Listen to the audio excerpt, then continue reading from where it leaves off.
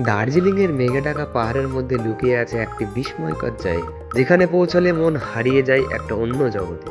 চলুন আজ আমরা সেই অদ্ভুত জগৎ থেকে ঘুরে আসি। Good morning everyone. টাইগার হিলের -2 ডিগ্রি টেম্পারেচারে কাঞ্চনজঙ্ঘা দেখে আসার পর মা বাবার সাথে আঁকাবাঁকা পথ কাটিয়ে ফাইনালি আমরা চলে আসি দার্জিলিংয়ের পিস প্যাগোডা দেখতে। খুব সকালে এই জায়গাটিতে আসা সম্পূর্ণ সার্থকই হয়েছে। জেনে রাখা ভালো, এই প্যাগোডাটি বিশ্ব শান্তি স্তূপ নামেও পরিচিত।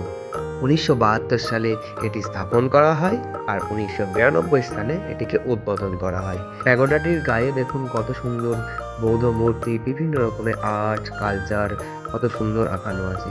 দেখেই মনে হয় একটা অন্য জগতে আছি। তারপরে দেখুন প্যাগোডার এক পাশ দিয়ে কত সুন্দর কাঞ্চনজঙ্ঘাকে আমরা দেখতে পাচ্ছি। আজ আকাশটা খুব ক্লিয়ার ছিল, তাই এত সুন্দর দৃশ্য। দার্জিলিং ভ্রমণ করতে আসলে জায়গাটা কোনোদিন মিস করবেন না। আজকের ব্লগটা কেমন লাগলো কমেন্ট করতে বলবেন।